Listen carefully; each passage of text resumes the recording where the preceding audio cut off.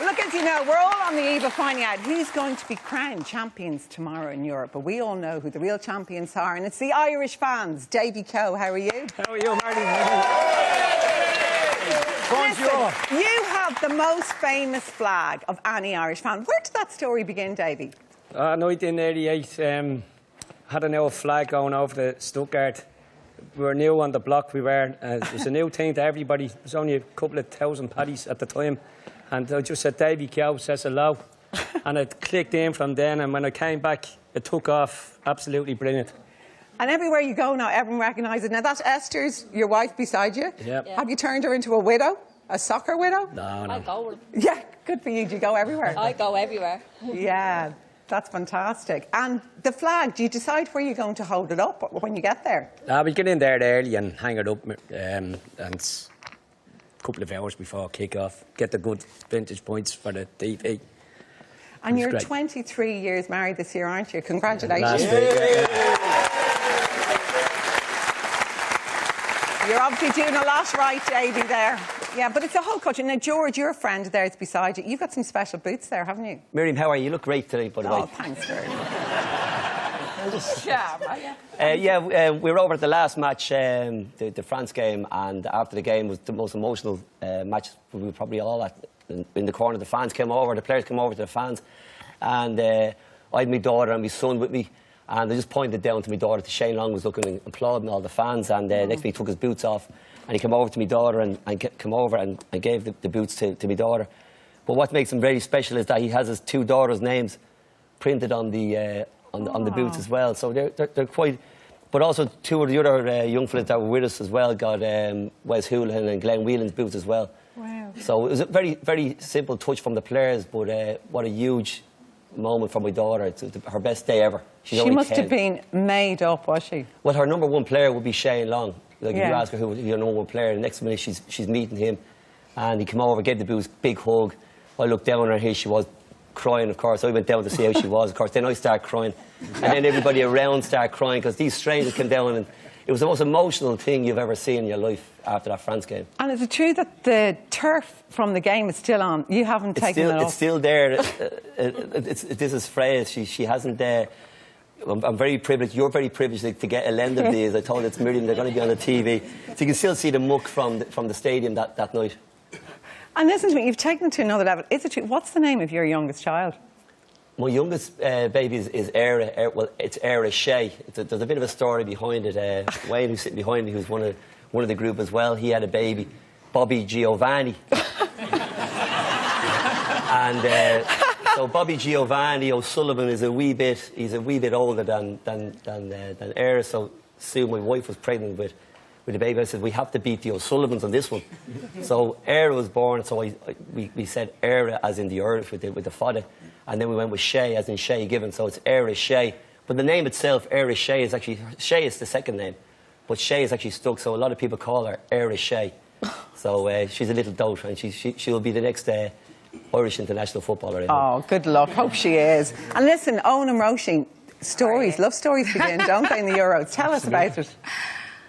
We met at the Euros in 2012 in Poland after a disastrous Spain game, but it turned into something better.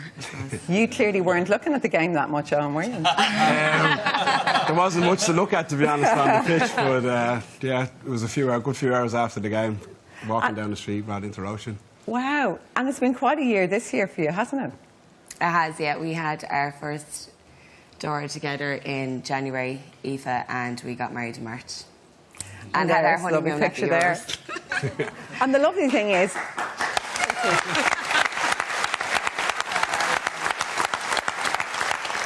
And it's lovely that it's a lovely tradition, you all take your children to the Euros. Yeah, well, I have a daughter, Emma, and she's 9, so it's a really good time for her, like, she could really soak it in and stuff, but it came down to either leave Aoife at home or we all go together, so we just go together.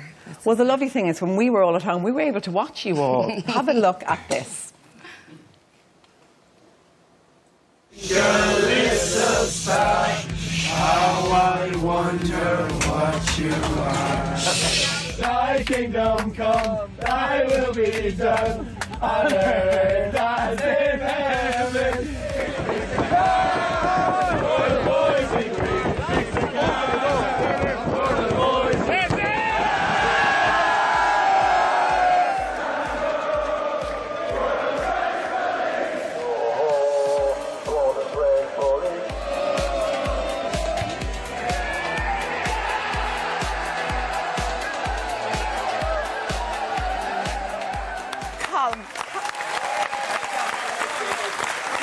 Donald, first of all, the story about the nun. How did that happen? You're the instigator there, right? I wouldn't say instigator. We were supposed to be going to flying through London, from Dublin, London, then London, Paris, but our Dublin to London flight got delayed.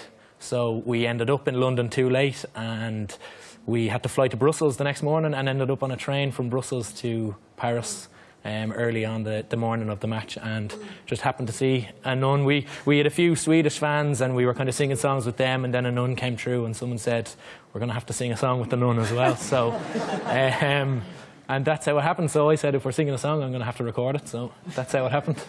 And did you speak to her afterwards, Colm? Yeah, we were talking to her. We had a German lady sitting beside us who spoke every language in the world, it seemed. So we spoke to her through, to the nun through her. So we were talking to her for about 5 or 10 minutes. Funnily enough, she was actually with an Irish nun on the train. Great. So yeah, she was Belgian herself and she was with an Irish nun. So yeah. Harry a horse? You, of course, got that great goal through the window. How did you do that? I did. Well... You can take your hat off if you like. My vision's a bit impaired near, so like there was probably a lot of luck on the day, but... Now, horse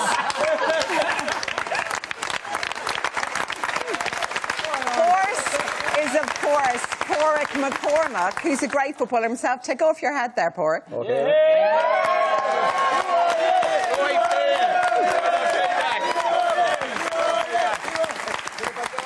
Congratulations. Well done in getting that goal through. It's not even the kind of position that normally you'd get a goal through a second window, is it? No, I play with Shamrock Gaels in Riverstown, and I'm usually a corner back, so I wouldn't be used to scoring points at all. Like. Yeah, well done. That was absolutely brilliant.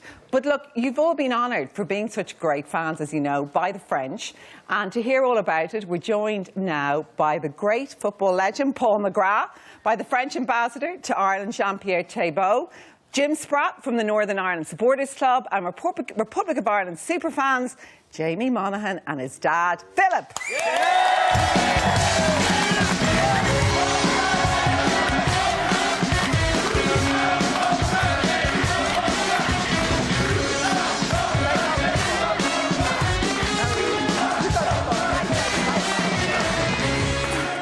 Hi, how are you doing? How are you?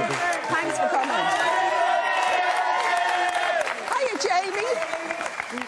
Hi, Jamie. How are you? You're very welcome. Thanks a million for coming tonight. Hiya, Philip. Nice to meet you. Lovely to see you. Yeah. OK, Paul McGrath, you've said to me before, how much do the fans mean to you? And down the years? Well, they're the 12th man, you know, and I didn't realise that until we went to Germany. Yeah. And the fans we had there they just brought us through all the games that we needed to be brought through, and there was one or two of them. England came close, Packy Bonner as well, of course, but the support that we got out there was phenomenal. They were brilliant, absolutely brilliant. And you've been watching, actually, all the games, obviously, but you've been tweeting. There's one great picture we have of you, actually, which they put up now, of yourself. You were saying you're all dressed and ready should they need you on the pitch. Yeah. I was hoping they would, but they didn't. No, they were doing great you know, it was great to get there. Yeah. But then initially, I think the last game was the Italian one, and I was thinking, oh, you know, we've kind of done them before, we can do them again. And it was brilliant the way the lads played, and we did them, so it was great. But like, when you see fans like Jamie over there and his dad, who I'm going to talk to you in a moment, sometimes on a pitch, if you're playing a game and you're not doing great, can the whole noise of even the fields of Athenry or the sport, can it pull you back, do you think? Of course it can, yeah. When you walk out on a pitch, like in Germany, it was the Dutch had this orange thing going on, and we had the green thing going on.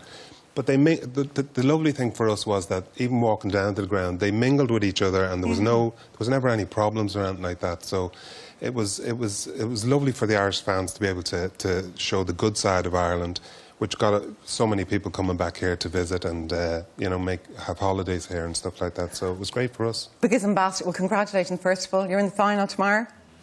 Yes, and we hope for the best.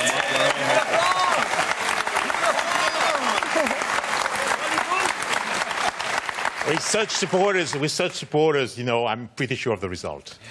Why did you? Obviously, you gave awards to the Northern Irish fans. Jim's beside you picking up that, and then Jamie and Philip picked up the Republic of Ireland. Why did the French give the awards to the Irish fans? You know, it was, I would say, it was impossible not to recognise them because they have been so great fans. You know, they've made it so cheerful. They've made the moment of football being also a unifying moment for all the people who enjoy football as a universal language. So that, you know, something had to be done. And I'm very proud that the city of Paris made this historic decision to award this unique honour to the fans as a group. It has never been done before, and it was really a way to recognise them. And after that, they decided, OK, which Irish fans? Both. Yeah, because they have been fantastic equally. Yeah. Again, congratulations. And Jim, you picked it up on behalf of the Northern Irish fans. How did you get selected for that, Jim? And what does it mean to you on behalf of the Northern Irish fans? To be selected, I was actually contacted directly by the Mayor's office because I'd worked directly with the agencies in France before the tournament and during the tournament as a fans representative. So they contacted me directly, and it felt wonderful, to be honest, to get recognised just as football supporters and as fans by a great city. It just blew me away, to be honest with you, and to go out and pick the award up in Paris and to meet Jamie, it was really, really special, really special. Because there's a lovely camaraderie between the two sets of fans. I mean, you had two tragedies with the Northern Irish fans. Tell the story about how you got, you know, support from the Republic fans. Yeah, we did indeed. Unfortunately, two of our fellow supporters died, Darren and Archie. And I'd just like to say that to their families and their friends that Northern Ireland fans are still thinking about them. But the story is that when the news broke of Darren's fall and death, the first group to contact us were actually you boys in green. And they contacted me by email personally and offered any help that they could give us. And I'll never forget that. And also, the Republic of Ireland fans showed respect at their next game and had a minute's applause and sang for Darren. And that's really, really special to us, really special. Oh, that's so nice. Philip and Jamie, you were getting the award in Paris as well. How did you get it selected, and what did it mean to you both, Philip? I got a phone call last Friday week from John Delaney, the FAI, and he says we'd like Jamie to collect the award on behalf of our supporters. So I was thrilled to bits for him, you know. So I obviously accepted, and he made great friendship over there with the supporters, and.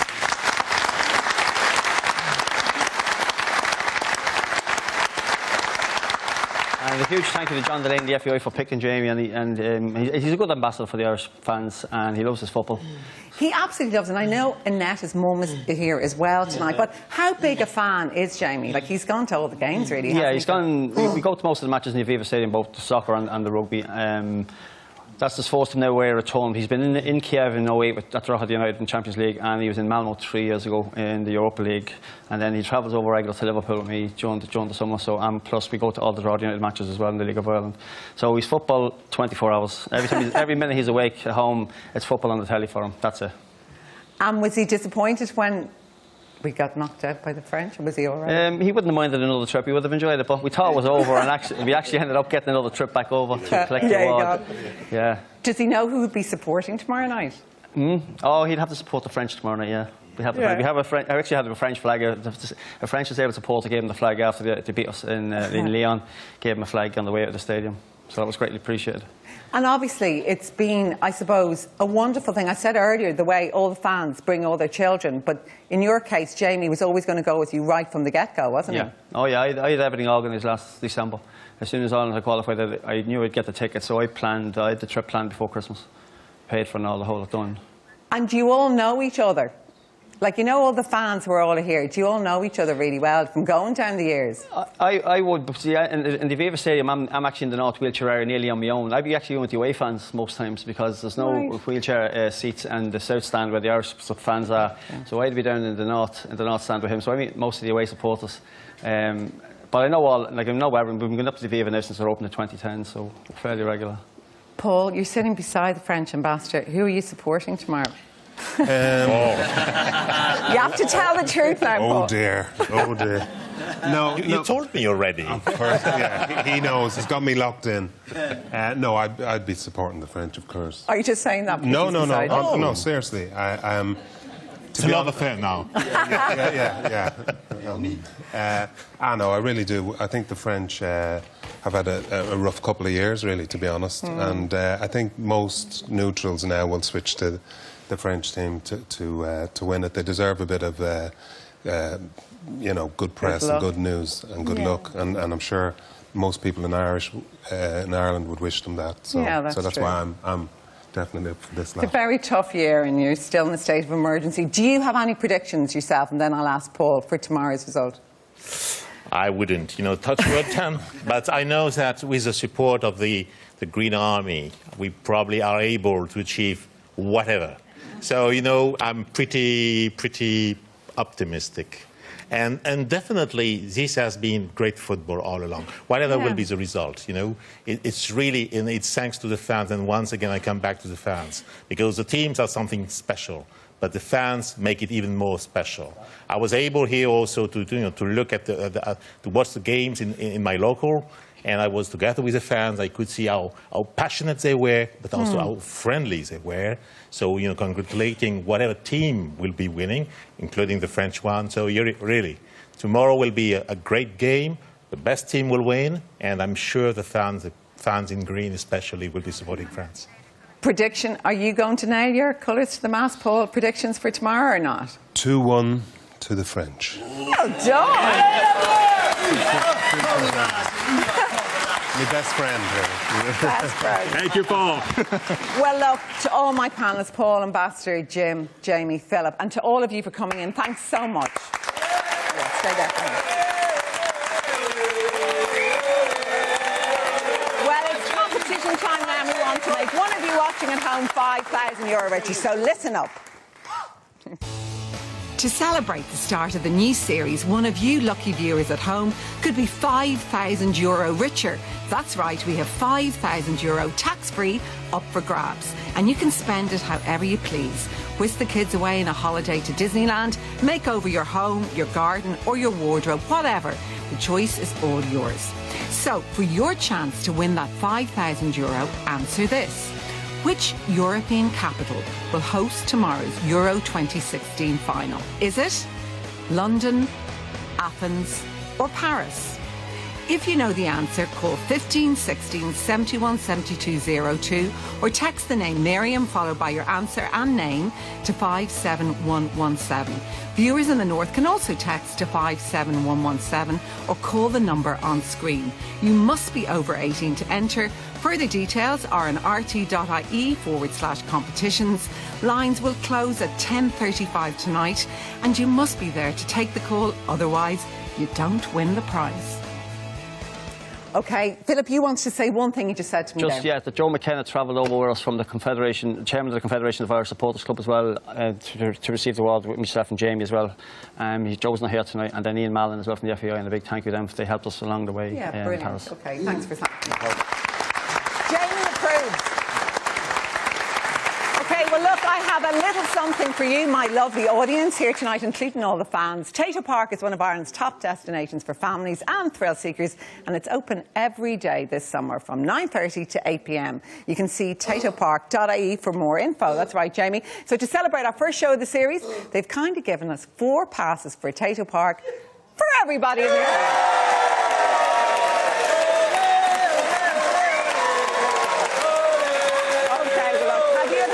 Your phone in your hand. I'd love you to send me a pic now of watching at home via Snapchat to RT1 Snaps, or tweet them to @RT1, or post them on the RT1 Facebook tag, or tag them on RT1 on Instagram. Love to see what you're getting up to during our show.